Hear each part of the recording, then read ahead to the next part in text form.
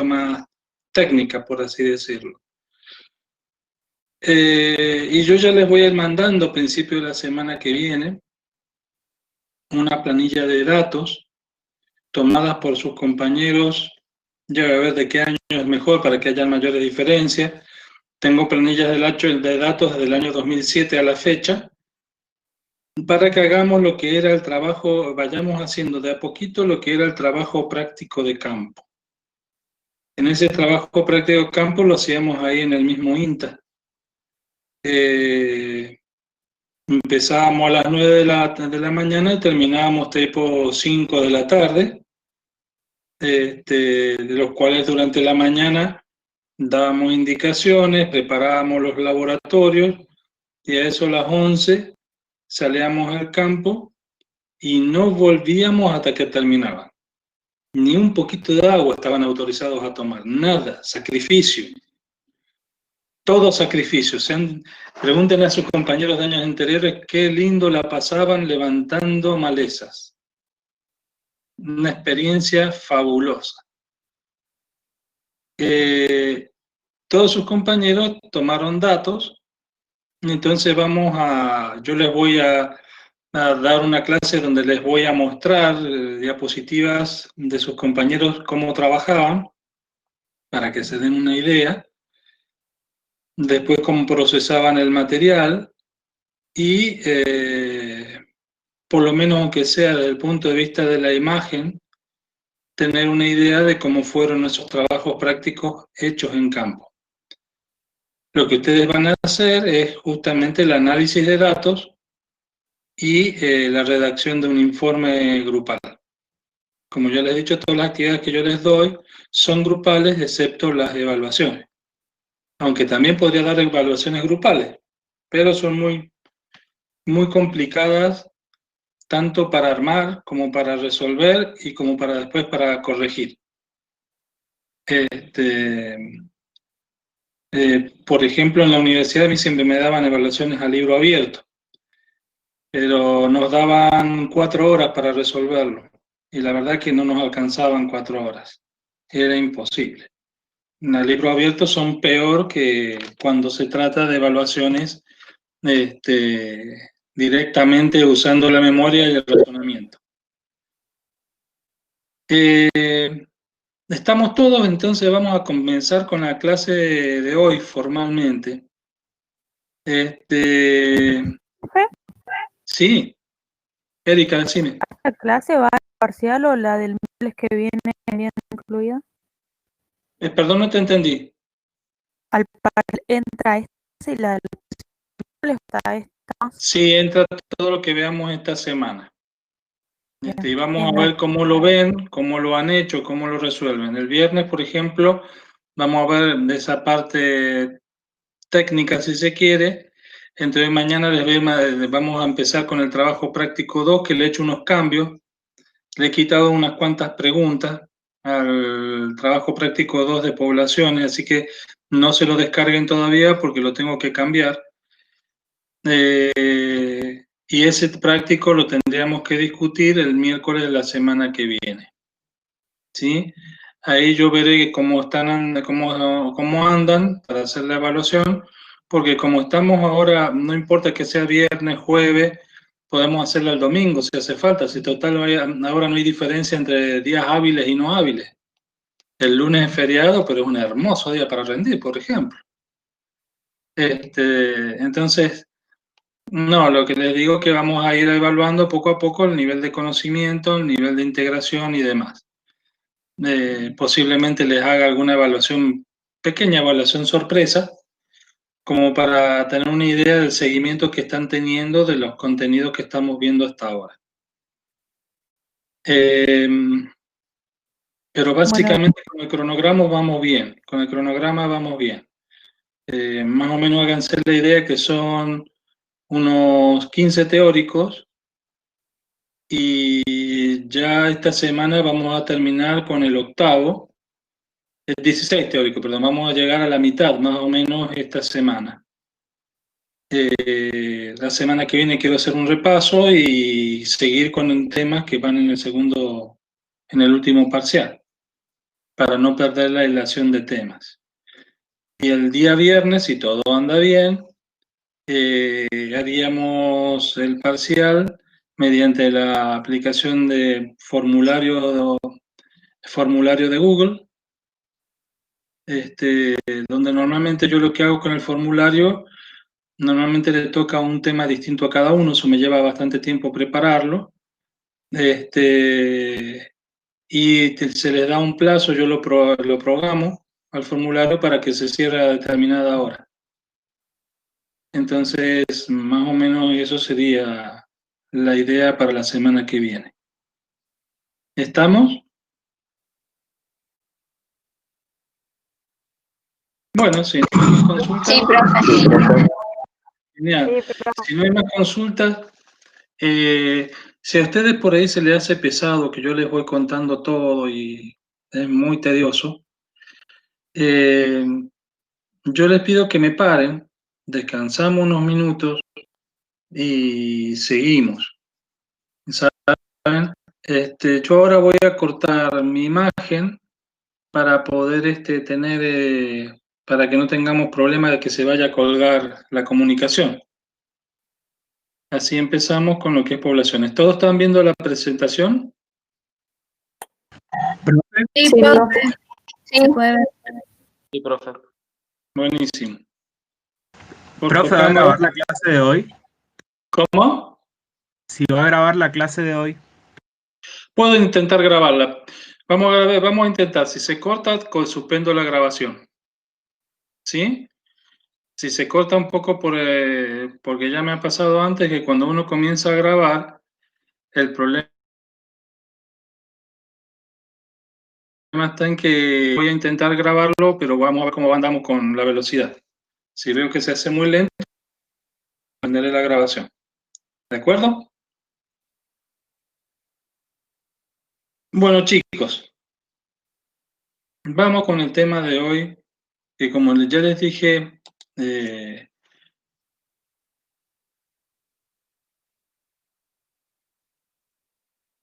yo ya les dije anteriormente en otras clases que lo que estamos haciendo es desglosar el ecosistema agrícola y estamos viendo cada uno de los niveles de organización. Es decir, los componentes de un ecosistema, pero ahora desde el punto de vista de los niveles de organización.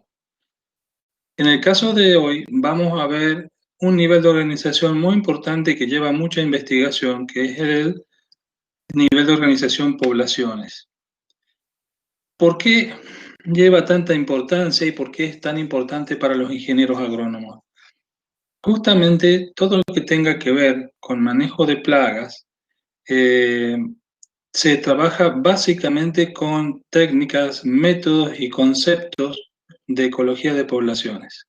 Básicamente todo es ecología de poblaciones lo que tiene que ver con manejo de plagas, ya sea por tratamientos químicos o por técnicas de control biológico.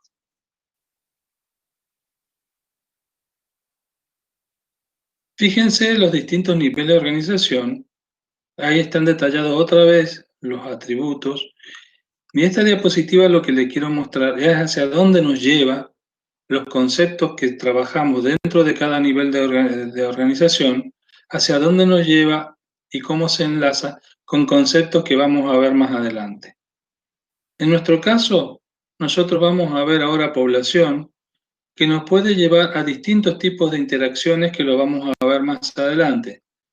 Tanto el tema de crecimiento poblacional, tanto lo que tiene que ver con la tasa de mortalidad, la estructura de edades, va a definir posteriormente que las distintas especies puedan interaccionar entre sí.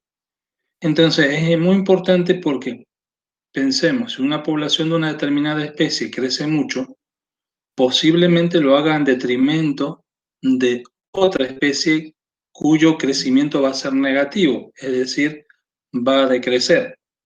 Por lo tanto, ya también vamos tomando noción de que las poblaciones, si bien las vamos a ver ahora de forma aislada, desde el punto de vista conceptual, En realidad forma parte de un complejo de poblaciones de distintas especies que se ubican en un determinado hábitat. Entonces, ¿cómo definir una población? Fíjense que hablamos de conjunto de individuos de la misma especie. Y hay algo muy importante dentro de este concepto. El hecho de que individuos de la misma especie estén en un lugar no implica de que sean una población. Para ello tienen que interactuar entre ellos, entrecruzarse. Es decir, entrecruzarse, dejar descendientes. Y ellos tienen que vivir en un mismo lugar y al mismo tiempo. ¿Sí? Tienen que tener un mismo hábito o hábitats parecidos en una región. Vamos a traer el concepto de que en una población los organismos son ecológicamente diferentes cuando los organismos tienen el mismo ciclo de vida. Básicamente, si los organismos tienen ciclo de vida, corresponden a una misma especie. Todos los organismos tienen una misma etapa del ciclo de vida. Lógicamente, más o menos, cuando nacen ciertas camadas, sobre todo en mamíferos que viven en estado salvaje, normalmente casi todos los descendientes nacen para una misma época del año. Entonces, todos suelen estar en la misma etapa del ciclo de su vida y como están en una etapa parecida, van a pasar por los mismos procesos bioecológicos. ¿Por qué pasan por los mismos procesos ecológicos? Y porque desarrollan sus vidas en un mismo lugar. También es que si todos están viviendo en un mismo hábitat, en el mismo ambiente, la velocidad de lo que ocurra distintos procesos ecológicos, como puede ser la radiación solar, el efecto de la radiación solar sobre las plantas, sobre las tasas metabólicas, preferentemente la intensidad de luz, el efecto que pueda tener un incendio, etcétera, etcétera. Todos esos procesos que hacen, que modifican el ambiente, que alteran la dinámica de una población, básicamente van a ser los mismos procesos que va a afectar a todos, ¿sí? Y van a ocurrir esos procesos a las mismas tasas, a las mismas velocidades. ¿De acuerdo?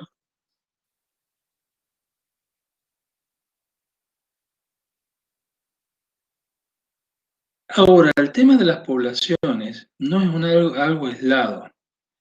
Evidentemente, hay lo que se denomina la estructura de una población y la dinámica de una población.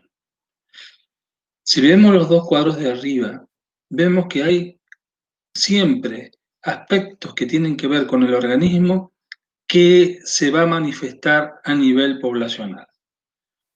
Por ejemplo, las características individuales como edad, estado, sexo, tamaño del organismo, cómo se comporta ese organismo, lo que va a llevar es a dar las bases para la estructura de una población. Esta es la abundancia, es decir, número de organismos que tiene esa población, la distribución de edades o de estados. Ustedes podemos hablar de estados de insectos, partiendo de larva, partiendo de huevo, perdón, larva, adulto, podemos establecer ciertos intervalos de edad para cualquier población de mamífero, por ejemplo, individuos entre 0 y 1 año, entre 1 y 3, entre 3 y 10. Es decir, nosotros podemos establecer eso en función del tamaño, de la edad de cada individuo, podemos establecer estructura de edades para la población. La proporción de sexos. Es muy interesante esto porque normalmente uno espera que la proporción de sexos sea 1 a 1, pero vamos a ver que en muchas poblaciones no es así. Y lo otro tiene que ver con la distribución espacial de los individuos dentro de una población. ¿Están agrupados? ¿Están dispersos al azar? ¿Cómo están? ¿Cómo es lo común en la naturaleza? Todo esto que yo les mencioné tiene que ver a lo que es la descripción de la estructura de una población. Por otro lado, hay procesos que ocurren a nivel individual que me van a determinar lo que es la dinámica de una población. Por ejemplo, dentro de los procesos que ocurren en un organismo, tenemos lo que es el crecimiento, la alimentación, la reproducción, la movilidad. Todo eso hace que lleven a procesos poblacionales como el crecimiento poblacional, cambios en distribución de edades, mortalidad, natalidad y la capacidad que tienen para dispersarse. Por ejemplo, una población de una especie con escasa movilidad, como podría ser, supónganse, una tortuga, se desplaza lentamente, si bien pone muchos huevos, muchos de ellos, de los juveniles, mueren. Su capacidad de desplazamiento es mucho menor que la de un guanaco, ¿sí? Por lo tanto, el proceso de dispersión que uno pueda percibir a una escala espacial 1 en 200.000, posiblemente sea más rápida la del guanaco que la de una tortuga, simplemente por la capacidad de movilización que tienen los individuos de esa población. Entonces acá, como ven, hay características de tipo de individuo que va a determinar los atributos emergentes que se pueden medir a nivel poblacional.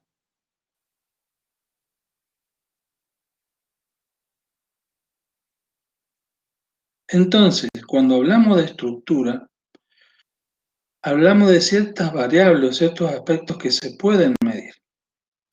Por ejemplo, la abundancia de individuos de una población. ¿Cómo la vamos a medir? Según distintas variables de abundancia que veremos el viernes, como son la densidad, biomasa, cobertura, frecuencia. Otra cosa que determina la estructura es la proporción de edades, clases de tamaño, que nosotros lo podemos visualizar muy bien mediante una pirámide poblacional. También en la pirámide poblacional puede quedar reflejada lo que es la proporción de sexos. Como les dije, lo es que fuera 1 a 1. Y por otro lado, cómo se distribuyen esos organismos en el espacio. ¿Están todos agrupados? ¿Están al azar? ¿Hay algún patrón que los dispersa de una forma determinada? Por otro lado, en cuanto a las características dinámicas de una población, tiene que ver con el cambio. Entonces acá vamos a ver qué tasa de crecimiento tiene esa población, la tasa de natalidad, cómo sobreviven, qué estrategias usan para sobrevivir. Por ejemplo, puede ser migrar. ¿Qué modelo de crecimiento tienen?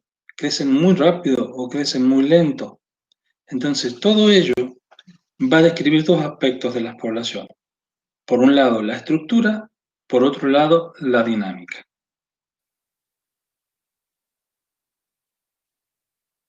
Ahora bien, una población no es un ente aislado, como le dije nosotros, para entenderla y estudiarla. Bueno, nosotros todo lo que hacemos es aislarlo de los otros niveles de organización, pero en realidad un sistema poblacional va a estar formado por la población que tenemos bajo estudio, los recursos, es decir, todo lo que es alimento, espacio, condiciones, por ejemplo, la humedad, la temperatura, la intensidad de la luz, la presencia de otras especies, de otros organismos que van a actuar como patógenos o depredadores de la población. Y hay otros organismos que pueden ser los denominados amigos, en los cuales está, por ejemplo, la simbiosis, por ejemplo, de leguminosas con el género Rhizobium. Entonces, esto, si bien es para ponerles énfasis en que la población no es algo aislado, pero a los fines del estudio y de la comprensión de la misma, nosotros las aislamos.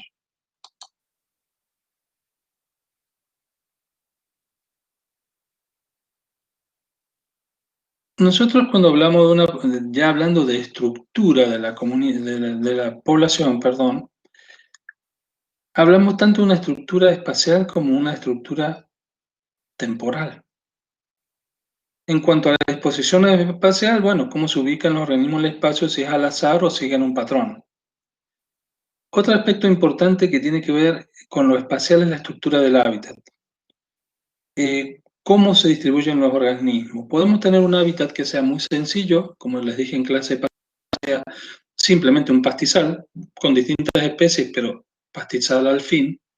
O podemos tener un hábitat que tenga partes de pastizal, arbustos, árboles, distintas pendientes con algunas lomas. Evidentemente, mayores accidentes, tanto biológicos como geográficos, van a llevar que hayan más posibilidades de que hayan espacio para que más especies se ubiquen o que más individuos de la misma especie puedan colonizar esos lugares. Espacialmente también, y es muy común, que muchas poblaciones están fragmentadas por distintos motivos. En el aspecto agronómico o ganadero, por ejemplo, la expansión de la frontera agropecuaria ha aislado a muchos hábitats naturales y a las especies que viven en ellos. No obstante, a pesar de su aislamiento, se siguen comunicando. A todos estos fragmentos de poblaciones que originalmente eran una, se les llama subpoblaciones, y al conjunto de todas esas subpoblaciones se les llama metapoblación. Cada metapoblación tiene su dinámica distinta, pero como se comunica, está a una distancia en la cual puede haber migración con otra subpoblación, por eso no se lo considera una población aparte, y por eso se le llama metapoblaciones. Otra cuestión son los ciclos diurnos, los ciclos estacionales y los multianuales.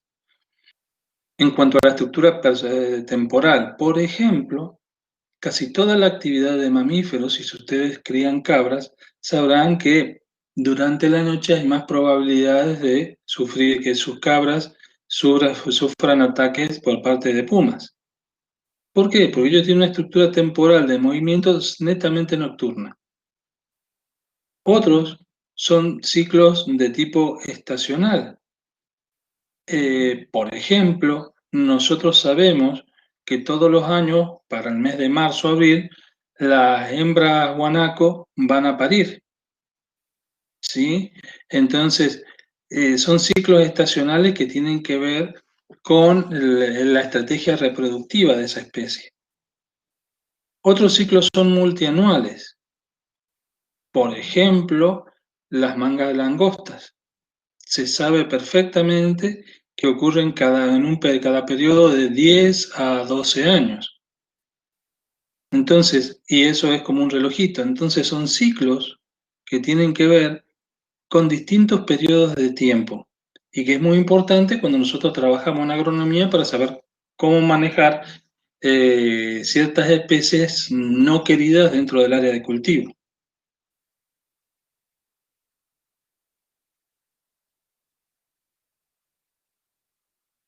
Y en cuanto a la distribución espacial, hay 3 patrones de distribución básicos: la agregada, la uniforme y aleatoria. En términos de probabilidad, como vamos a ver el viernes, la probabilidad de que 2 organismos estén ocupando un mismo espacio es alta en el caso de la agregada.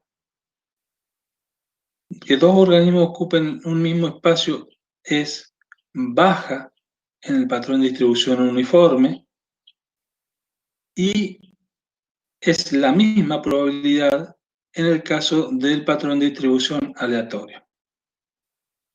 Ahora bien, yo les pregunto, ¿cuál es el patrón de distribución que creen que es más común en ambientes naturales? ¿Cuál es el patrón de distribución que crean que es más común en un área de cultivo?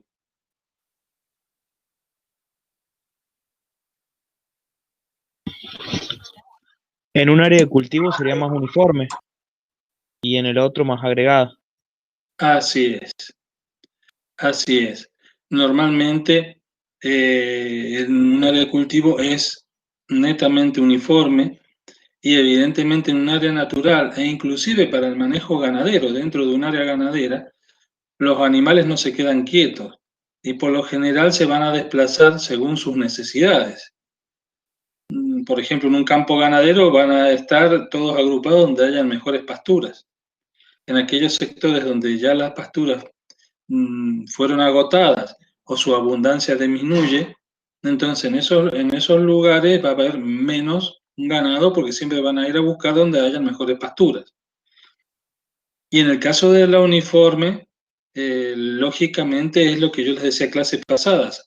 Ahí se tiene en cuenta lo que es el marco de plantación, tratando de evitar que se entrelacen las raíces de una planta con la que tiene al lado y de esa manera puedan competir por los mismos recursos.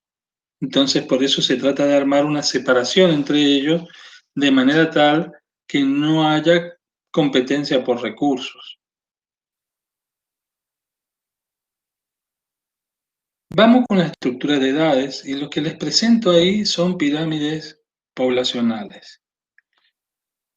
Cada barra horizontal de la pirámide poblacional representa una categoría de edad. De abajo hacia arriba tenemos en la parte inferior los recién nacidos, los más chicos, y hacia la parte superior los más grandes. En los gráficos que ustedes tienen presentes ahí, van a ver que hay cuatro eslabones de esa pirámide poblacional, empezando por la base, que son los recién nacidos, los juveniles, puede seguir una etapa de juvenil, otra de adulto y otra de anciano. Fíjense las proporciones que se les representa arriba, a la izquierda. En un gráfico en el primero, dice 76-24, en otro dice, no sé si lo ven, acá, ahí dice 76-24, en otro dice 48-52, en otro dice 24-78. ¿Y qué representa eso? El 76, la primera proporción, representa la proporción de individuos en la primera categoría de edad, es decir, los más jóvenes. Y el 24, en este caso, representa la sumatoria de todas las otras categorías. Por ejemplo, en la primera pirámide poblacional es 76-24 la proporción. En la siguiente es 48-52. Y en la última es 24-78, es decir, 24% son juveniles o recién nacidos y el 78% son adultos o ancianos. Esta pirámide poblacional les puede dar, además de la estructura de edades, de una muy buena información conformada esa población, les puede dar una idea de dónde la población qué población podría tener oportunidades de crecer y cuál otras estarían en decrecimiento o que permanezca su tamaño poblacional estable. ¿Qué me pueden decir de la primera figura? ¿Qué pasa ahí? ¿Está creciendo, está disminuyendo o está permaneciendo estable? Analicen cada una de esas tres figuras. Creo que en la primera figura de la izquierda arriba está creciendo la población. Y en la de la izquierda hacia abajo está ya en decrecimiento. Correcto. Es así, es decir, fíjense que con esto de la estructura de edades de una población, que las edades pueden ser incluso estadios en el desarrollo de un insecto, ¿viste? Empezando por huevos, larva, adulto, lo que corresponda para cada especie. Lo interesante del caso de la pirámide poblacional es que permite muy fácilmente y visualmente darse cuenta qué está pasando con esa población.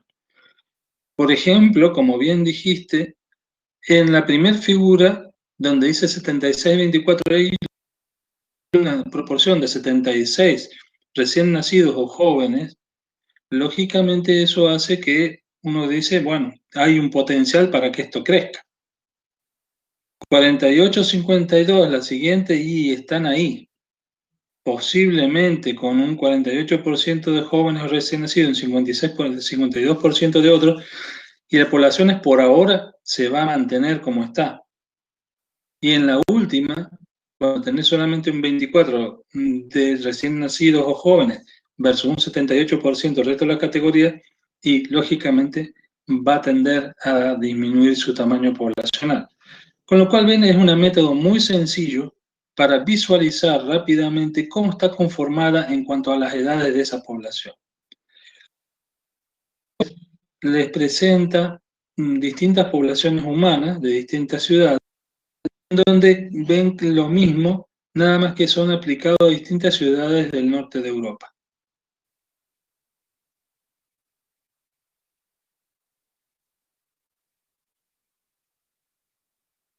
Lo mismo para la proporción de sexos. Normalmente nosotros esperamos que la proporción sea de 1 a 1. En este gráfico, el autor ha separado no solamente con un color azul más oscuro a los hombres, con un color celeste a las mujeres, sino que hacia izquierda a derecha el tamaño de esa barra horizontal va a cambiar según la proporción. Y por ejemplo, es lo que se ve en el caso de la figura de la derecha. Está por ahí ustedes ven, profe, está un poquito así. Es porque en la figura de la derecha parece que hay una proporción un poquito mayor de mujeres en cada categoría de edad. ¿Ven? Acá en puesto, cada una de lo que parecen pirámides son categoría de edad, y lo que se quiere visualizar ahí, qué proporción de mujeres hay respecto a la proporción de hombres, esperándose en el caso ideal que la relación sea 1 a 1.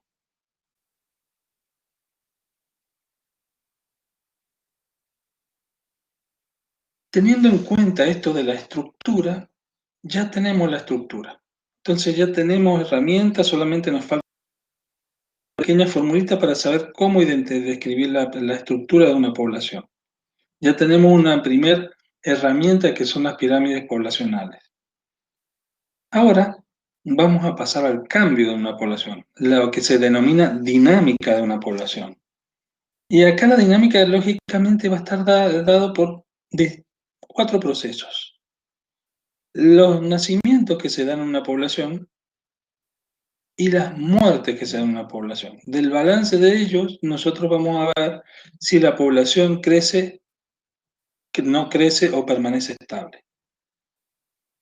Pero los nacimientos no vienen solos, porque las poblaciones tampoco son algo cerrado, sino, como les mostré anteriormente, son grupos de organismos de la misma especie que están interaccionando con otros. Y también interaccionan con otros organismos de la misma especie procedentes de otro lugar, es decir, con inmigrantes. A la vez que la población tiene emigrantes, organismos que se fueron en su momento. Entonces, ¿qué tenemos acá? Los nacimientos. Hay un equilibrio entre los nacimientos más la inmigración versus lo que es las muertes más la emigración. Entonces, todos los balances que vamos a ver a partir de ahora tienen que ver con eso. Más nacimiento e inmigración, más crece la población. Más muertes y más emigración va a provocar una disminución de la población, que es lo que está ocurriendo con muchos ambientes naturales hoy por hoy, por el hecho de la intensidad de los procesos de cambio climático, y en este caso particular lo que estamos hablando es de la sequía.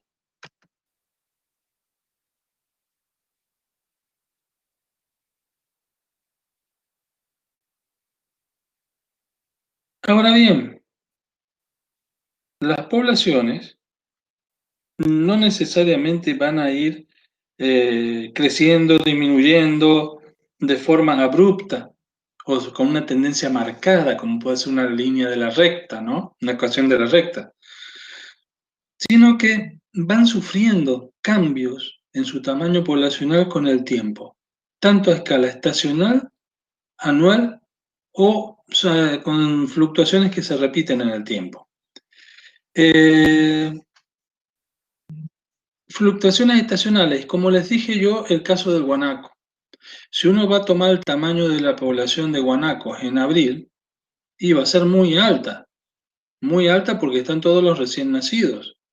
Pero si va a primavera con la misma población, y va a estar ahí cerquita o va a tender a ser baja.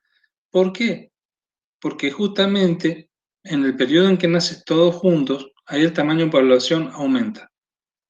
Pero después muchos de esos individuos, sobre todo juveniles, la mortalidad en ellos muy alta, entonces la población tiende a disminuir hacia el resto del año. ¿Sí? Bueno, incluso hay mucha mortalidad de los más jóvenes. Otro caso son el caso de las fluctuaciones anuales, ¿sí? Es decir, normalmente en estos casos, el número de individuos de un año a otro más o menos cambia, ¿no? Puede ser, por ejemplo, con fluctuaciones anuales, por ejemplo, en cuanto a cultivos. Si no está bien cuidado, la fluctuación anual en la abundancia de ciertos granos o de ciertas especies de plantas puede variar muchísimo. Tiene que ver con su ciclo de vida, su nivel de producción, etc. Y otras son fluctuaciones cíclicas, que se producen cada cierto periodo de tiempo. Depende del tipo de organismo, puede ser más o menos tiempo. En lo que yo le mencioné, volvemos a las fluctuaciones cíclicas cuando hablamos de las langostas, por ejemplo. Sabemos que cada 11, 10, 12 años tienen un boom poblacional, un estallido poblacional que crece siempre. Cada 10, 12 años tenemos, por ejemplo, langosta en nuestros campos de cultivos.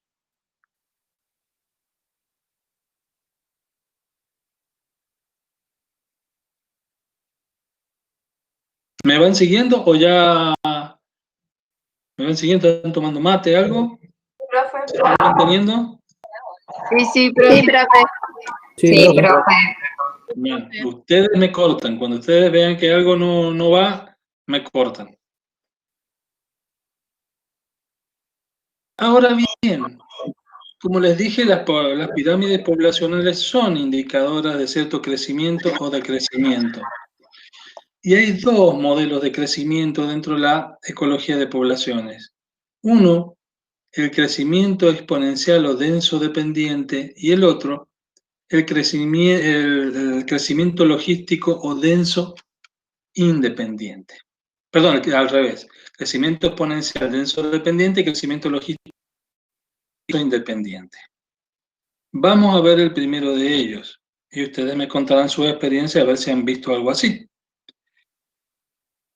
Este modelo básicamente dice que el tamaño poblacional crece de forma exponencial en el tiempo. No importa que se agreguen más individuos a esa población, la tasa de crecimiento se va a acelerar. En este caso, este modelo considera que la emigración y la inmigración no son importantes, se compensan entre ellos y por lo tanto no son tenidos en cuenta en el modelo. Otra cuestión que tiene este modelo es que todos los individuos tienen la misma probabilidad de dejar descendencia, o sea que tuvieran toda la misma capacidad para dejar descendencia y de morir ante cualquier circunstancia. Y otra cuestión que muchas veces, ahora en parte se deja de lado, que solamente se consideran en poblaciones animales a las hembras partenogenéticas. De acuerdo a la partenogénesis, tiene que ver con la capacidad que tienen muchas hembras de dejar descendientes sin haber sido fecundadas, ¿sí? Sin que haya habido reproducción sexual. ¿Qué peculiaridad tiene? El otro modelo supone que cuanto más individuos tenga el tamaño poblacional, la tasa de crecimiento de esa población va a ser más lenta, ¿no? Pero este modelo considera que no, que se va aumentando la velocidad de crecimiento, ¿sí?, a pesar de la cantidad de individuos que tenga ese tamaño poblacional. ¿Sí? ¿Ustedes han visto en alguna otra materia o algo que crezca de forma exponencial? En microbiología, cuando hicimos un trabajo con levaduras, claro, eso. Así es. Por lo general las colonias de levaduras, de bacterias en general, crecen exponencialmente. Ahora bien, ¿fue durante mucho tiempo la observación o poco tiempo? Estuvo un día entero el trabajo. Fue un día entero, sí. Un día ¿Y de entero. poco tiempo se podría considerar? Ahí estamos. Acá depende de la escala de tiempo que estamos considerando. Evidentemente, a una escala de tiempo de un día, ustedes veían que las poblaciones de levadura crecían según este modelo, exponencialmente. Nada los detenía. Ahora bien, en la realidad eso es muy difícil durante largos periodos de tiempo. Durante largos periodos de tiempo que ocurre un crecimiento exponencial en el cual hay más individuos y no ocurre nada entre los individuos, sino por más que haya más individuos, no hay ningún impedimento del crecimiento de la población. Eso en periodos cortos de tiempo, como el crecimiento de levaduras o de bacterias en condiciones in vitro, bueno, puede suceder. Pero lo normal es que ocurra esto, y este es el crecimiento logístico. Y es denso dependiente. ¿Qué pasa en este crecimiento? ¿Cuál es la idea? Que a medida que aumenta el número de individuos, la tasa de crecimiento disminuye. El modelo no explica por qué disminuye. Ahora, nosotros lo podemos suponer. Podemos suponer que disminuye la tasa de crecimiento porque al haber más individuos hay menos recursos. Por ejemplo, espacio físico, por ejemplo, alimento. Al haber menos recursos, puede que se esté creciendo, pero va a ser a una velocidad, a una tasa mucho más lenta. Profe, ¿Sí? puede ser que en esos esquemas, o sea, tienen que haber dos constantes para que pueda variar una, ¿o me estoy equivocando? No, acá no trabajamos con constantes. Constantes ya la van a ver en producción animal. Ahí sí se trabaja con algunas constantes que tienen que ver con la biología del animal con el que están trabajando. Esto es más genérico y es la base para lo que es manejo ganadero que ustedes van a ver en producción animal de cuarto. Ahí sí van a entrar a ver algunas constantes. En este caso no. En este caso yo les quiero mostrar ciertos detalles, ¿no? ¿Qué significa cada K? Esta es la ecuación. Lo que tienen acá es la ecuación del modelo logístico. Es importante que la tengan en cuenta porque de ella se va a derivar muchas cosas posteriormente. ¿Sí? Por ejemplo, se va a derivar todo lo que tiene que ver con competencia y depredación. Y vamos a ver ciertos parámetros que tiene esta ecuación que se ven reflejados en la figura. K es la capacidad de carga. K sobre K menos N, N es el número de individuos. K, vamos a ver en el gráfico qué es. Fijémonos en el gráfico. K está acá arriba. ¿La ven? Ahí está K. Ahí está K. Acá abajo, en el gráfico de abajo, ahí está K. ¿La ven? Ahí abajo. K es la capacidad de carga. Acá, en esta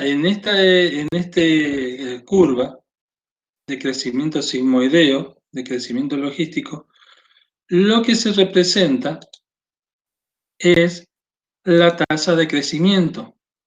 Y la tasa de crecimiento se representa con una letra R minúscula. ¿Sí?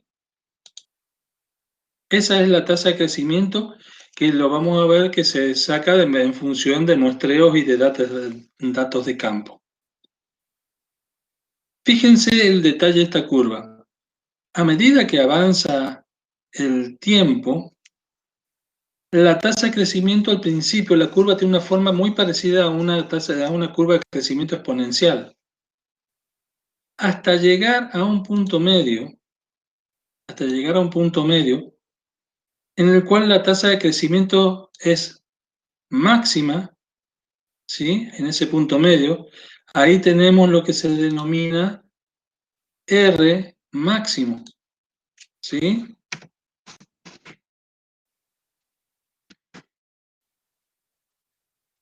¿Por qué ahí está R máximo? Porque fíjense que ahí, hasta acá, la pendiente de la curva, hasta ese R máximo, va en aumento casi como una exponencial. A partir de ahí, la curva empieza a achatarse, ¿sí? Empieza a achatarse, entonces la tasa de crecimiento va disminuyendo. Y fíjense que en el gráfico de abajo, esa tasa de crecimiento máximo, que les voy a mostrar acá, coincide, fíjense, coincide con un valor que podríamos decir que es la mitad de K. Lo ven abajo porque en el gráfico de abajo está representada diferencial de n sobre diferencial de t en el eje de las ordenadas, que es tasa de crecimiento, y en el eje de las abscisas está K, la capacidad de carga. Entonces, la capacidad de carga, ¿sí? La tasa de crecimiento es máxima cuando se llega a una capacidad de carga que es la mitad. ¿Ven? R es máximo cuando la capacidad de carga, acá tenemos la capacidad de carga, llega a la mitad. Entonces, normalmente vamos a poner y vamos a marcar la capacidad de carga sobre el eje de las ordenadas. Uy, lo dibujé mal, lo voy a borrar. Oh, me borró todo, qué tonto. Bueno, esto me pasa por no saber manejarlo bien todavía. Es decir, en el punto de la capacidad de carga, donde digamos, partíamos de este punto, lo vuelvo a manejar, hasta acá. Ese punto, ¿se acuerdan? Era R máximo, la tasa máxima de crecimiento, y a partir de la tasa de crecimiento se hacía cero. Y coincide con la mitad de la capacidad de carga, que está en el eje de las abscisas. ¿Qué pasa cuando se llega a la capacidad de carga? Veamos otra vez. ¿Qué pasa cuando se llega a la capacidad de carga? Miremos acá. ¿Cuánto vale la tasa de crecimiento cuando se llega a la capacidad de carga? Les muestro en la figura de al lado. En la figura de abajo estamos acá en este punto. Ahí estamos. ¿Cuánto vale la capacidad? ¿Cuánto vale la capacidad de carga? ¿Cómo? Casi cero. Es cero, justamente. Entonces, justamente cuando se llega a la capacidad de carga, la tasa de crecimiento es cero.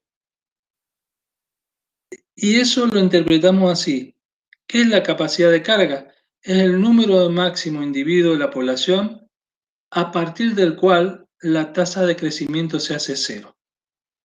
¿Qué quiere decir esto que se haga cero? Y que la población, si llega a la población a superar esa carga de esa capacidad de carga, la población va a pasar la capacidad de carga, pero va a disminuir después. El modelo no te explica por qué ocurre eso. Lo atribuye a un fenómeno de denso-dependencia. Como ha habido cada vez más individuos, eso ha llevado a que la tasa de crecimiento llegue a un punto máximo, R, que es igual a capacidad de carga sobre 2. ¿Sí? pero la tasa de la población sigue creciendo, pero a una tasa menor, y por eso la curva se va aplastando hasta llegar a un punto en que se hace cero. En ese punto que se hace cero es lo que llamamos capacidad de carga, que es el número de individuos a partir del cual la población va a dejar de crecer o que la tasa de crecimiento de la población se hace cero. Si la población superara esa capacidad de carga, la población va a tender a crecer, a decrecer después. Inmediatamente va a bajar. Es decir, si esto siguiera así, vamos a ver si puedo dibujar acá, si esto de pronto pudiera seguir este curso, después caería. Caería, y en el caso de muchas poblaciones de mamíferos silvestres, cae de golpe, es impresionante verlo. Cae hasta incluso la posibilidad de extinguirse localmente. El modelo solamente te dice que mayor número de individuos alcanza una capacidad de carga hasta que la población no puede crecer más. Eso te dice el modelo, no te explica el por qué. Por fuera del modelo, nosotros podemos interpretar que si más individuos están juntos, apretados, más van a desgastar los recursos. Y por lo tanto van a empezar va a haber recursos siempre y cuando no se sobrepase la capacidad de carga. Si se sobrepasa la capacidad de carga, no nos vamos a quedar sin recursos. Pero eso no lo dice el modelo. Está por fuera del modelo. Y en eso tengan en cuenta que en ecología, a diferencia de la economía, los modelos son una simplificación de la realidad para entender un fenómeno o un proceso en particular.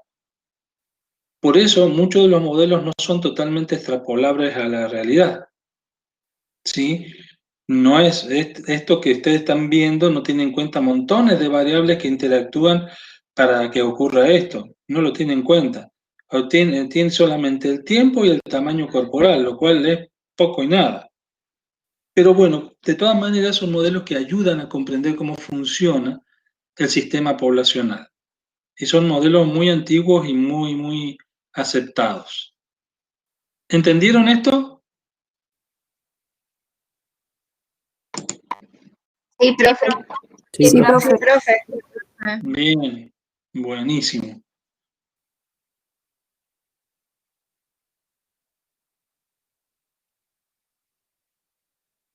Ahora bien, esto que yo les cuento, las pirámides poblacionales, de los modelos de crecimiento, tiene que ver con una ciencia humana que es la demografía. Digamos que la ecología tomó elementos de la demografía para hacer sus propias teorías. Y la demografía nació justamente con la necesidad de hacer censo de las poblaciones humanas. Entonces, la demografía, desde que se hicieron los primeros censos allá por fines del siglo XVIII, la demografía va a estudiar los cambios, fluctuaciones en la estructura de las poblaciones humanas. Y en este caso fue tomado por la ecología para entender los cambios y fluctuaciones de las poblaciones de todo tipo animal, ya sea animal de granja o animal salvaje. Acá tenemos una ecuación en la cual les está indicando de cómo yo puedo predecir el tamaño poblacional del futuro teniendo en cuenta los datos del presente. Entonces yo acá tengo un tamaño poblacional NT más 1, que puede ser el tamaño poblacional dentro de un año, o sea, a fines del 2021. Va a ser igual a los nacimientos que he tenido en el tiempo T, es decir, los que han nacido en 2020, más, si está en inglés, los nacimientos tienen que ver con la inmigración, perdón, vamos a empezar otra vez. Va a ser el tamaño poblacional que tenía yo desde antes, ¿sí? El tamaño poblacional 2021 va a ser el tamaño poblacional que yo venía acumulando desde los últimos 20 años, supónganse, y eso sería NT. Más los nacimientos que se me produzcan en el 2020, que es la B alta, más los inmigrantes que se hayan agregado durante 2020, la I, menos las muertes y las emigraciones de muerte emigración que se hayan producido en este periodo de último año.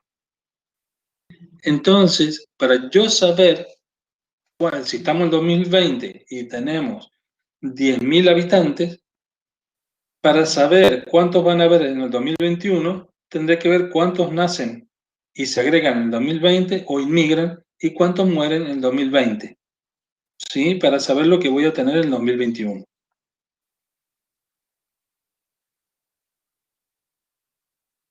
¿Qué buscamos con estos estudios demográficos?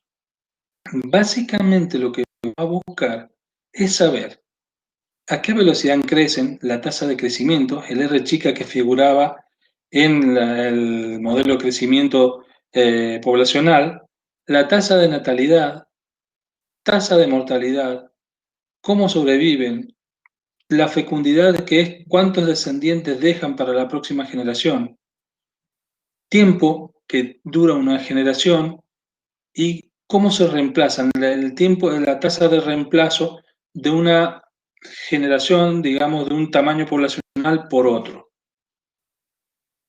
Eso, para estudiar eso, usamos una herramienta que se denomina tablas de vida. Tabla de vida surge es un eufemismo para no decir tabla de muerte. En el pasado, ¿qué se hacía? Y de toda la población se iban anotando los vecinos que iban muriendo. Entonces, sabiendo los que morían, sabían cuántos quedaban. Entonces, se desarrollaron dos tipos de tabla de vida que llevan este conteo. Una tabla específica por edades, horizontal o por cohorte, y una tabla de vida temporal vertical. Una cohorte, chicos, es un conjunto de organismos, de individuos que nacen en un mismo periodo de tiempo. Por ejemplo, podemos hablar de la cohorte del año 1998 y va a estar constituida por todos los individuos que nacieron en ese año, ¿sí? O en el caso de, pónganle insectos, la cohorte es de insectos de tal especie nacida en el mes de septiembre, ¿sí? Eso es una cohorte. Y en esta tabla de vida particular, las dos se hacen los cálculos de igual manera. Las dos tablas se hacen los cálculos igual, se llenan las planillas igual, se lo mete a Excel igual. Lo que cambia entre una y otra es cómo se toman los datos en campo. Es muy distinto. La tabla de vida vertical, lo que yo hago es seguir a una cohorte verdadera y por lo general se utiliza en ensayos de laboratorio. ¿Qué significa que sigo a una cohorte verdadera? Que yo parto de una cantidad de huevos conocida, veo cómo eclosionan, veo cómo crecen los individuos hasta llegar a adultos y cómo mueren. Y voy anotando cuántos individuos van muriendo en cada categoría de edad. Es decir, cuántos mueren siendo huevos, cuántos mueren siendo larva, cuántos mueren en estado de pupa, cuántos mueren en estado de adulto hasta que no quede ningún individuo vivo de esa población. Lógicamente, si estuviera en un ambiente que no estuviese aislado, identificar los individuos de una misma población sería sumamente difícil. En cambio, la tabla de vida temporal o vertical tiene un supuesto. Ese supuesto principal tiene más, que es que la población tiene una distribución estable por edades. ¿Qué significa este supuesto y para qué se lo tiene?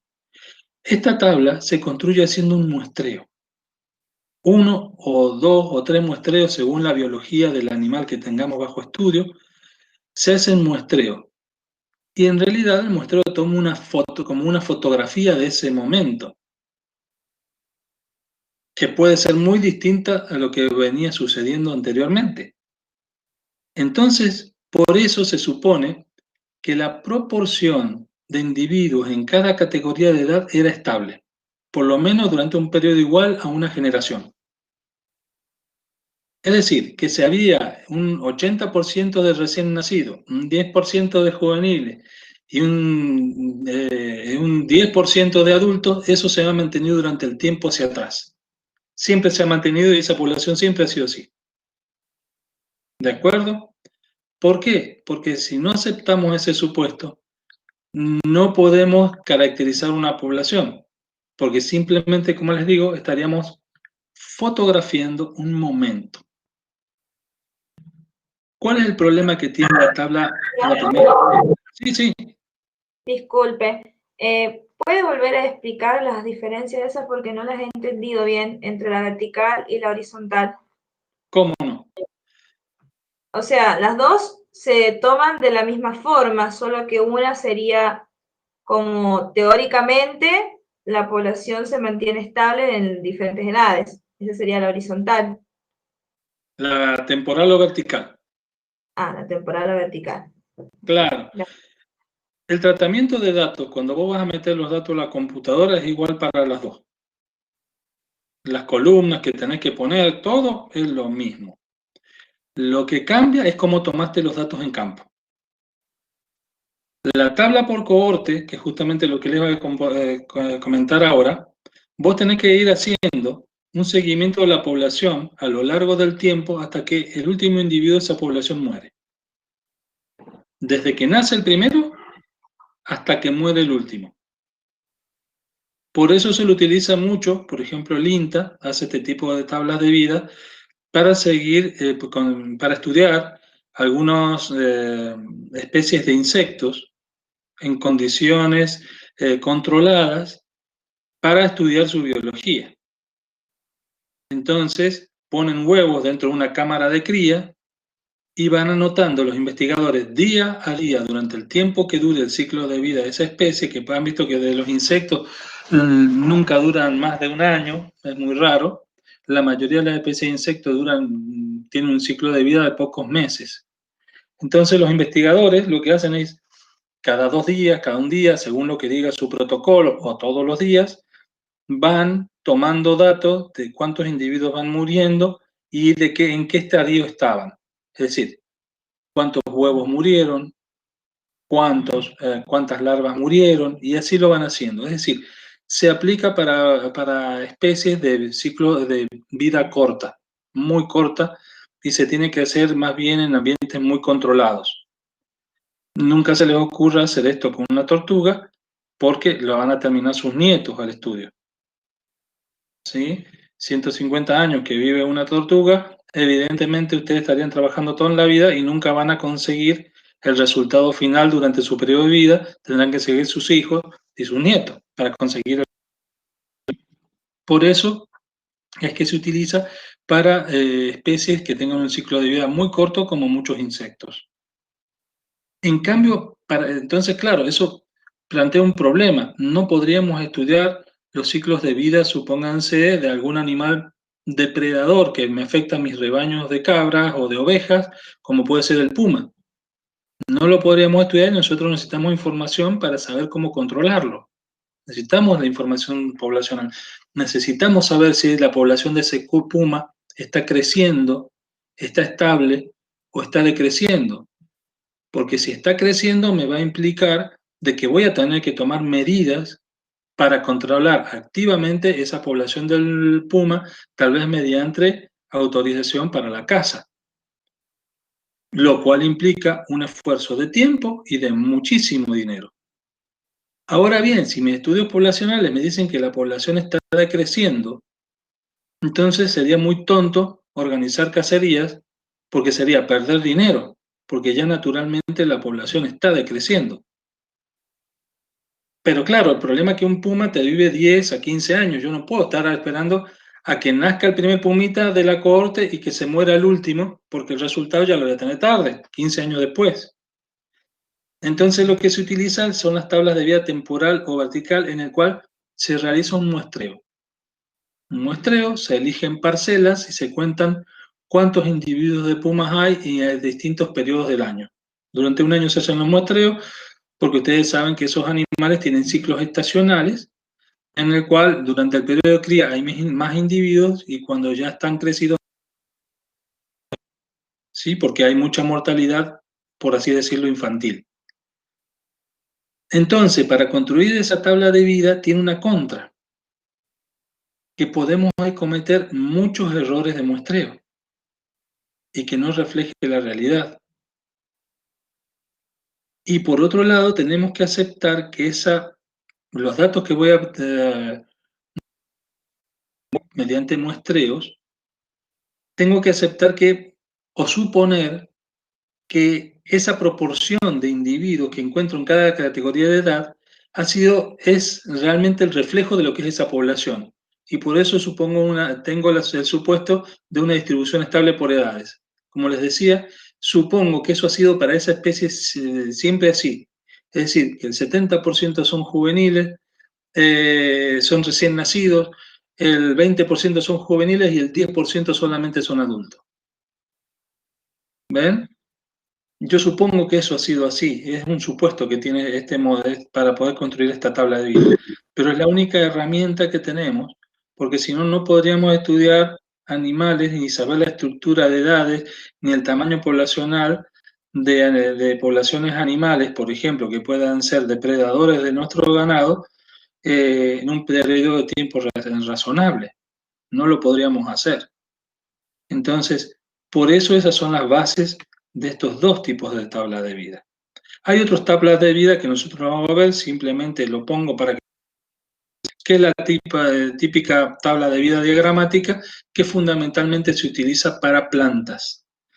Plantas donde muchas plantas no tienen un ciclo de vida, digamos, secuencial, donde los recién nacidos sigue un niño, de un niño sigue un joven, de joven sigue adulto y de adulto sigue anciano. Que solamente las categorías de recién nacido, niño, no se reproducen. Se pueden reproducir solamente jóvenes, adultos, y ya los ancianos poco y nada. Bueno, en las plantas no ocurre eso. Las plantas, cuando sale del estado de plántula, inmediatamente un juvenil, un adulto, un anciano, todos pueden dejar descendientes. Y se forman lo que son los ciclos de vida complejos, que no secuenciales. Incluso puede pasar que una planta durante una estación de crecimiento no crezca y permanezca en el mismo estado juvenil durante décadas.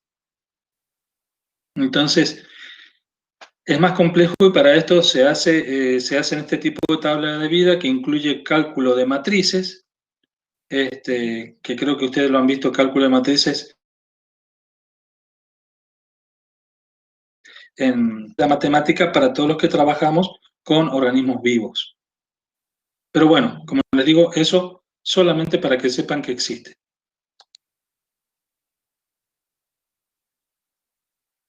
¿Qué pasa con esos datos que nosotros tomamos en campo? Y, por ejemplo, este es un ejemplo de un trabajo en laboratorio de una especie de insecto que no tiene estadios larvales, sino que tiene estadios ninfales. ¿Sí? En la primera columna, como ven ustedes, están el estadio de esa especie de insecto. En la siguiente columna, que se llama AX, está el número de individuos que ustedes contaron al ir haciendo el seguimiento. Es decir, cuando comenzó el estudio habían 44.000 huevos. Pasó el tiempo y contaron cuántas ninfas 1 había, 3.513. Pasó el tiempo y contaron cuántas ninfas 2 habían, 2.500. Pasó el tiempo y contaron ninfa 3, 1.900. Pasó el tiempo, contaron ninfa 4, 1.460. Llegar a adulto, 1.300 adultos. ¿Sí? Después mueren. ¿Qué sucede acá? Acá nosotros tenemos dos tipos de tabla de vida que se las voy a marcar. Una es esta. Esta es la verdadera tabla de vida y llega hasta acá. Y la otra es la tabla que se denomina tabla de fertilidad. Discúlpenme que no lo estoy marcando, ahora sí. Ahí está, una línea. Que es la tabla de fertilidad que va en la segunda línea que ustedes ven. ¿Sí? La tabla de vida va a lo que se denomina hasta lo que es mortalidad. Y a partir de esa letra F de la tercera columna de derecha a izquierda, la F de X, es la tabla de fertilidad. Ustedes podrían trabajar esto sin armar una tabla, sin ningún problema. Lo que permite la tabla es simplemente ordenar los cálculos. Entonces vamos a ver qué es cada cosa. ¿Qué es LX? ¿Qué es DX? ¿Qué es QX? Ahí vamos a frenar, los otros son parámetros auxiliares. Después vamos a ver qué es f de x, mx y qué significa mx por lx. Re fácil hasta ahora, muy fácil. Esto se les aseguro que es una matemática mucho más sencilla que la que ustedes han visto en álgebra y en todo eso. Esto es moco de pavo para ustedes, ¿no? Es tan fácil que no sé si dárselos. Esta es la misma tabla que teníamos anteriormente, donde AX es el número de individuos que vamos registrando en esta tabla en cada categoría de edad. Nosotros vemos cuántos individuos van en cada categoría de edad y los vamos poniendo en la columna AX. ¿Sí? Ahora bien, todos los individuos tienen una probabilidad de sobrevivir y de pasar a la siguiente categoría de edad. ¿Sí? Eso es lo que dice la LX, que es la supervivencia específica por edad. Y no es más que una proporción de individuos que sobreviven a una determinada edad. Vayamos a observar la columna de LX. Veámosla. ¿Sí? Ahí la tenemos. Esa columna de LX empieza con un 1. Parte del supuesto de que todos los huevos en el primer segundo de vida apenas son dejados por sus padres y son fecundados, todos están vivos. ¿Sí? Que empiezan a morir después de 2 segundos. En este caso, el tiempo yo les digo así para exagerar, ¿no?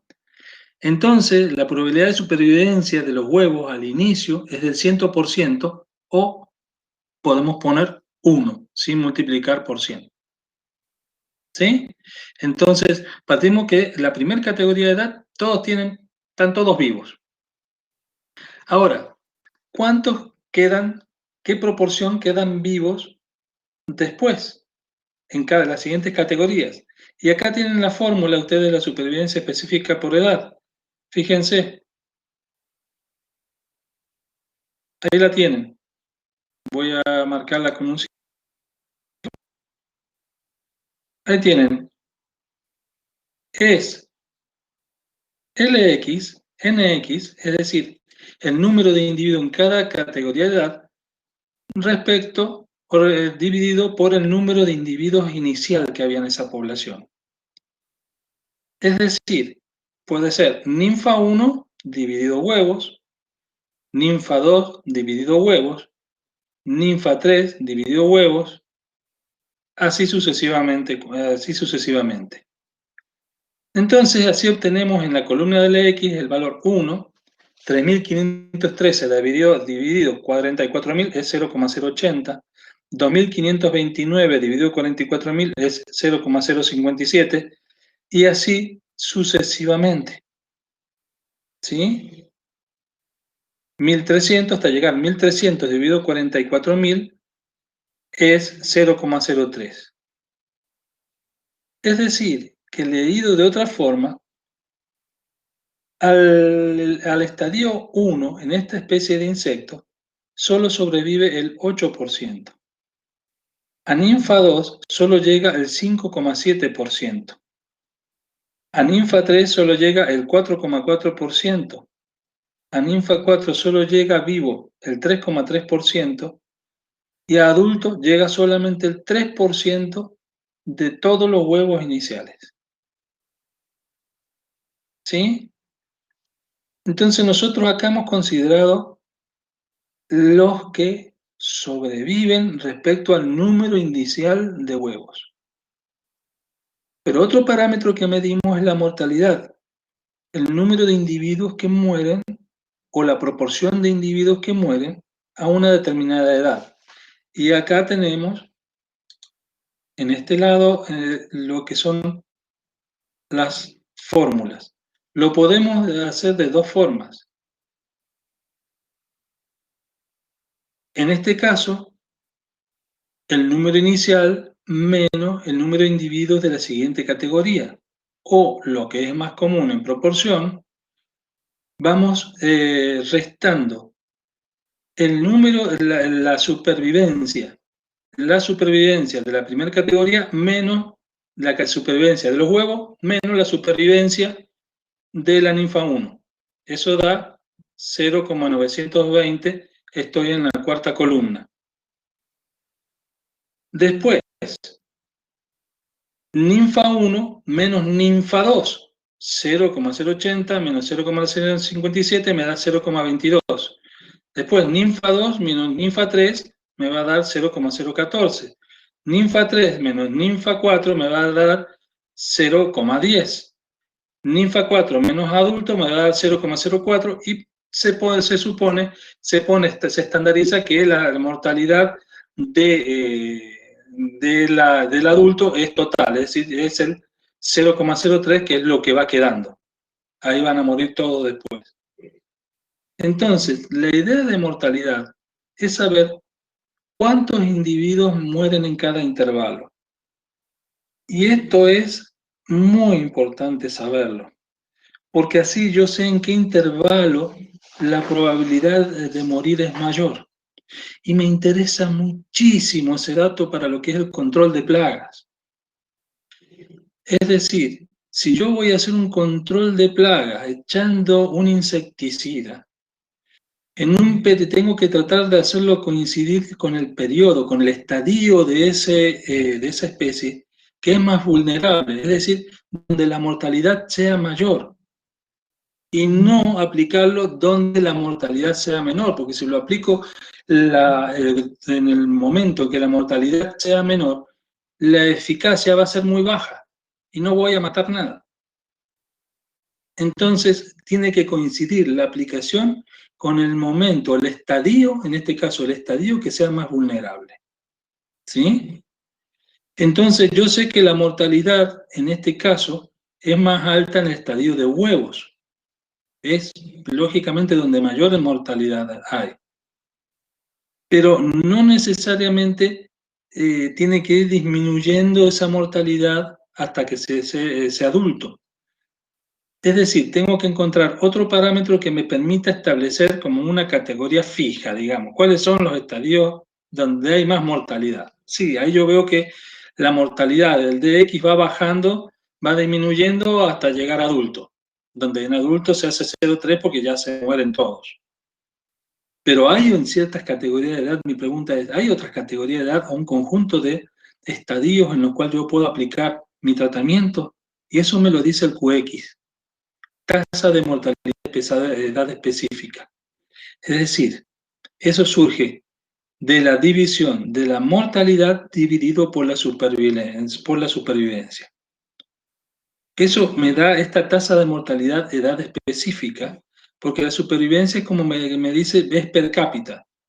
¿Cuántos per cápita? Bueno, ¿en qué categoría de edad es más probable que mueran los individuos que yo quiero matar? Y esto es basándome en el conocimiento biológico. Y acá me está diciendo que donde van a morir sigue siendo huevos. Pero también van a tener una alta mortalidad en ninfa 1, ninfa 2 y ninfa 3. O sea que hasta ninfa 3 yo puedo aplicar tratamiento que me va a ser exitoso. 4 y adultos ya no me conviene aplicar el tratamiento.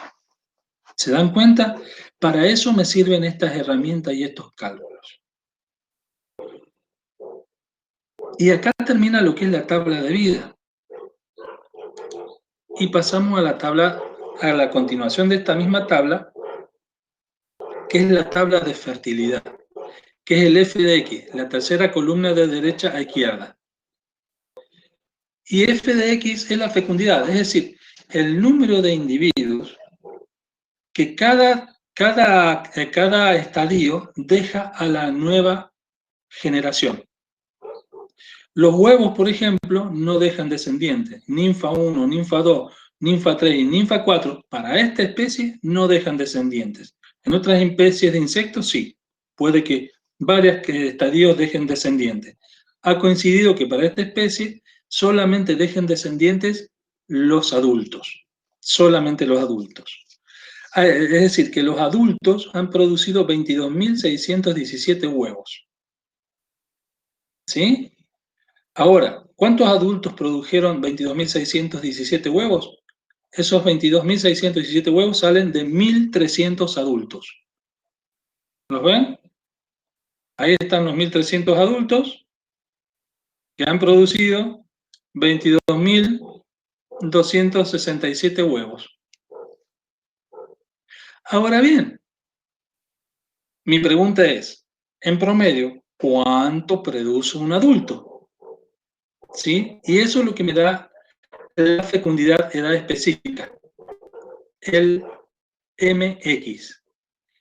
Si 1.300 huevos producen 1.300 adultos producen 22.617 huevos, un adulto es 1 por 22.617 dividido 1.300. Es decir, que un adulto me va a producir 17,4, 17,39 huevos. ¿Me van siguiendo hasta ahí? Sí, profe, pero tengo una pregunta. Sí. Quizás, no sé, me perdí, pero la KX, que sería la fuerza de mortalidad, ¿la explicó o la va a explicar? No, porque no la tenemos en cuenta, porque eso se aplica más para poblaciones. No, llegué hasta QX, porque la KX, que es la esperanza de mortalidad, se aplica más que nada para poblaciones silvestres y no para poblaciones de granja, como es la que ustedes van a trabajar. ¿Sí? Quedó ahí porque, bueno, tomé esa tabla de vida y no la quise desarmar, por así decirlo. Entonces, había quedado que el MX es la fecundidad de edad específica, es decir, cuántos huevos deja un solo individuo de esa categoría de edad de adultos. ¿Sí? Y lo mismo que antes. Yo lo que transformo esa cantidad de huevos, 17,398 huevos, lo voy a transformar en porcentaje, en una proporción. Y eso lo hago mediante lo que va a ser la tasa reproductiva básica. Es decir, MX, la fertilidad por la supervivencia, ¿sí? Me va a dar la tasa de natalidad para cada estadio de ese insecto. Si yo sumo esa tasa de fertilidad MX por LX, hago toda la sumatoria, que en este caso solamente los adultos no han dejado descendientes, pero si hubieran más categorías de edad yo las sumaría. En ese caso me va a decir ese R sub 0 o tasa reproductiva básica o tasa de reemplazo, el número descendiente promedio que me va a dejar un individuo de esa población. Es decir, que en este caso de esta población, en promedio, cada individuo en proporción me va a dejar 0,5 descendientes. ¿Sí? Y este dato es muy importante porque este 0,5 descendientes, en caso que la población sea la población de esa especie o que esa especie sean especies anuales, es decir, o plurianuales, pero que la generación de los padres no conozcan a la generación de los hijos, es decir, que no haya superposición de generaciones, en ese caso, solamente en ese caso también me va a indicar que la población crece, decrece o permanece estable. Si la tasa de reemplazo es mayor que 1, la población va a crecer. Si es igual a 1 o alrededor de 1, permanece estable, y si es menor que 1, decrece. Como ven, acá da 0,5, y por lo tanto, una especie que tenga un ciclo de vida anual es un dato interesante, porque me va a decir que no tengo que hacer ninguna intervención, no tengo que utilizar ningún insecticida, porque la población ya naturalmente está disminuyendo. Entonces gastaría plata al divino botón, gusto gastar dinero en una nueva aplicación. Si ya la población se va a ir reduciendo porque el número de descendientes que deja es de 0,5 por cada individuo. ¿Me entienden? Ahora bien, acá tenemos un problema para poblaciones en que sí hay superposición de generaciones, como puede ser de roedores que afectan a mi campo, o de catas o ave granívora que afecta a mi cultivo. La tasa de reproductiva neta o tasa de reemplazo solamente me dice el número de descendientes que deja cada individuo más, pero no me dice si crece o no crece. Para eso tengo que calcular la tasa intrínseca de crecimiento, que es una tasa per cápita, que es la que veían ustedes en el modelo de crecimiento exponencial y logístico. Para eso, previamente, tengo que calcular lo que es el tiempo generacional, que la fórmula ven es medio rara. Acá lo tenemos al tiempo generacional, acá abajo. La fórmula es bastante extraña. ¿O no? El tiempo generacional, su definición, dice que es la edad parental, es decir, la edad de los padres media, a partir del cual ya pueden dejar descendientes, o que pueden nacer individuos. Uno tiende a pensar, por ejemplo, en las poblaciones humanas, que en el tiempo generacional, y más o menos un ser humano vive 80 años, 70 años, y eso no es el tiempo generacional. Eso tiene que ver con la longevidad. El tiempo generacional es desde el momento en que nace hasta el momento que fisiológicamente ya puede dejar descendientes. Y para este caso, en todas las poblaciones animales solo se tienen en cuenta a las hembras. ¿Sí? Entonces, en el caso del ser humano, diríamos que el tiempo generacional tal vez es de 12 a 15 años. Es decir, cuando aparece la primera menstruación en las mujeres, ahí es el periodo de tiempo generacional. ¿Sí? Entonces, ¿por qué? Pues porque a partir de ese momento ya es fértil y ya es posible que deje descendientes. Entonces, ese es el tiempo generacional. Desde que nace hasta que fisiológicamente ya está en condiciones de dejar descendencia. La fórmula es básicamente lo mismo, la sumatoria de MX, la fertilidad por la supervivencia, pero esta vez multiplicado por X. Y ustedes me dirán, bueno, pero yo veo la columna de X y son los estadios. La columna de X es huevo, ninfa 1, ninfa 2, ninfa 3, ninfa 4. No tiene un valor numérico. Para poder hacer esta fórmula, le tengo que asignar un valor numérico. Y le voy a poner, por ejemplo, a huevos un valor numérico de 1. Ninfa 1, 2. Ninfa 2, 3. Ninfa 3, 4. Ninfa 4, 5. Y adulto, 6. ¿Sí? Hago la operación y me da un resultado y me da, supónganse, 2. ¿Y qué pasa? Que esto es adimensional. 2, ¿qué? 2 años, 2 horas, 2 meses, 2 minutos, 2 qué. Y eso tiene que ver con la biología del organismo. Si estamos hablando de animales mamíferos superiores, como pueda ser una vaca, estamos hablando de 2 años, supónganse. Si estamos hablando de un roedor, tal vez sean 2 semanas. Si estamos hablando de algunas aves, tal vez son 2 meses. El tiempo se va a medir según la biología del organismo bajo estudio. Ahora bien. Profe. Sí. Entonces, por ejemplo, si el T me da 2, Sí. sería, por ejemplo, que tarda, no sé, 2 meses en ser fértil el Así individuo es, desde que nació. así es, Ah, bien. así es. Correcto, muy bien interpretado. Así es, tarda 2 meses en ser fértil, tarda 2 años, lo que fuera. ¿Cuál es el problema? Que SX son tiempos distintos. ¿Se dan cuenta? No puedo comparar el tiempo generacional de una rata con el de un elefante, porque está referido a tiempos distintos. El tiempo generacional de una rata puede ser 2 y tal vez son 2 meses, pero el de un elefante pueden ser 2 y pueden ser años o 2 décadas. Depende de la especie, ¿se dan cuenta? Entonces no lo puedo, está referido a tiempos distintos. El tiempo generacional me varía con cada especie.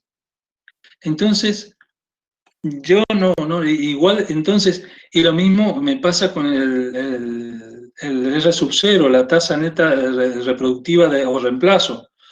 Yo ese 0,514 que me dio la tasa de reproducción neta está referido a un tiempo generacional de esa especie en ese momento que puede ser 2 meses. Entonces, si yo digo que la población, si fuera un anual, y esa población crece, decrece o permanece estable, no lo podría comparar con otra especie.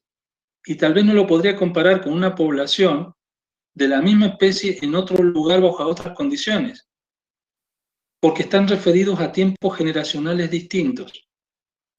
Entonces, ese R sub 0 está referido a un tiempo generacional que supongan ser 2. Analizo la misma especie en otra población, en otro lugar, y el tiempo generacional va a ser 3.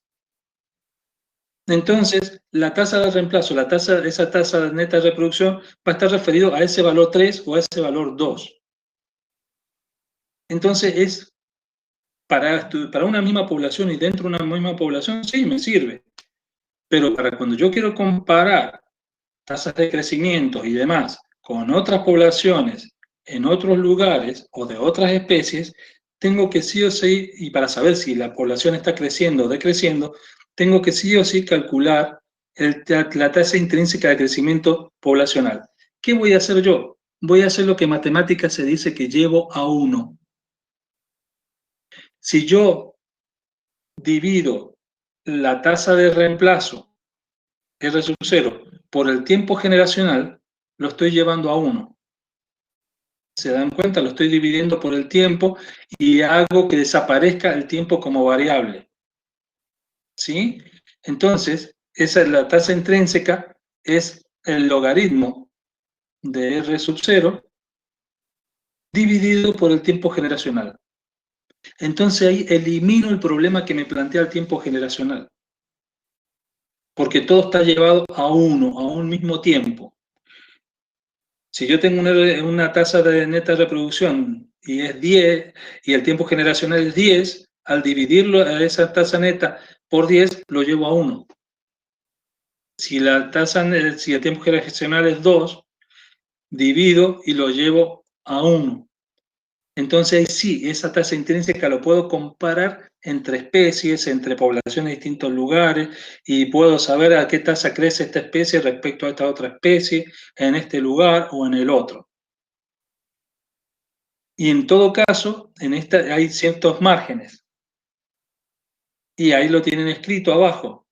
Si la tasa intrínseca es mayor que 0, la población crece. Si es R igual a 0 o alrededor de 0, permanece estable. Y si es menor que 0, decrece. ¿Sí? Como ven, armar una tabla de vida no es complicado, pero es como muy tedioso, como que son muchos pasos. Las fórmulas son muy sencillas, por eso es que se armó la tabla, para que no hubiera problemas, ¿no? Para que uno no se perdiera. Pero si ustedes se ponen a ver, es como que es realmente pesadito ir siguiendo todos los pasos, pero los cálculos son sencillos. Para terminar, nosotros, cuando hacemos la curva de supervivencia, y vamos a ir, podemos hacer una curva de supervivencia en donde vamos a poner, fijémonos, esta tablita. Tenemos esta supervivencia, ¿ven? Tenemos el estadio en la primera columna y la supervivencia en la tercera columna. Nosotros vamos a hacer un gráfico en el cual vamos a graficar cada estadio respecto al logaritmo de la supervivencia. Ustedes saben que cuando aplican logaritmo lo que hacen es contraer un poquito los datos para que no se haga tan grande la curva. Cuando hacen raíz cuadrada se expanden, ¿sí? Entonces, tenemos una curva tipo 1, si nosotros relacionamos el logaritmo de la supervivencia con la categoría de edad, vamos a tener la categoría de edad 0, ¿ven? En el vértice del eje de coordenadas, y esa categoría de la edad va creciendo. Entonces, a medida que crece, la supervivencia va cambiando, ¿sí? Entonces tenemos una supervivencia tipo 1, en la cual la mayor parte de los individuos de esa población sobrevive cuando son jóvenes, cuando son adultos, y solamente mueren y tienen una alta mortalidad, disminuye su supervivencia a edades avanzadas de edad, a edades avanzadas. Es decir, mueren siendo grandes, siendo adultos, siendo viejos. Esa es la curva tipo 1. La contraria a la curva tipo 1, y es que lo que más ocurre con las semillas de muchas plantas, con lo que ocurre con peces, con lo que ocurre con roedores, por ejemplo, es la curva tipo 3, donde tiene una muy baja supervivencia en los primeros estadios y después a cierta edad se estabilizan y ya la mortalidad es prácticamente la misma hasta que llegan a su etapa adulta. Es lo típico de los peces, por ejemplo. Lo típico de los insectos, mueren mayormente, tienen una baja supervivencia, es decir, una alta mortalidad en los estadios más juveniles. Y la curva de supervivencia 2 es por lo general lo que hacemos en ensayos de laboratorio, ¿sí? Donde siempre vamos extrayendo una proporción de individuos de la población a lo largo de todo el ciclo de vida, ¿sí? Por eso tiene una línea recta. Es la curva de tipo 2, y esa se obtiene mucho en el manejo de animal, por ejemplo. Una proporción se extrae de la población que tenemos en corrales, una proporción parecida de distintas categorías de edad porque queremos distintos tipos de carne, supónganse, de ternero, queremos carne de adultos de tantos años, adultos de tantos otros años, para abastecer el mercado. Entonces ese es el típico caso en que hay una relación proporcional entre la edad y la supervivencia. Mayor edad disminuye de forma lineal la supervivencia. ¿Estamos? Bueno, y con esto terminamos por hoy. Pesadito la clase de hoy, ¿no? Como todas las otras, bueno, pero hoy un poquito más. ¿Alguno tiene alguna pregunta?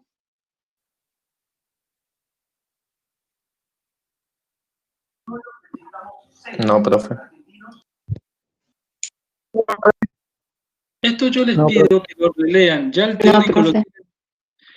teórico ya lo tienen subido al Drive. Como ven, el aula virtual todavía es muy, pero muy primitiva y realmente no tengo tiempo de ponerme a armarla bien, ¿no? Voy de a poquito agregándole cosas, pero voy muy paso tortuga. Así que yo este teórico ya se los he subido al aula virtual. ¿En dónde he sacado yo la mayor parte de esto? Del libro de Smith. El libro de Ecología General de Smith es donde he sacado la mayor parte de todo esto para que ustedes lo puedan ver, ¿sí? También junto en el aula virtual tienen un artículo que es de una profesora que trata este tema de la Universidad de Catamarca, que lo hace de forma muy didáctica, muy bien, muy sencillo por entender. Les recomiendo que lo lean. Tiene alguna diferencia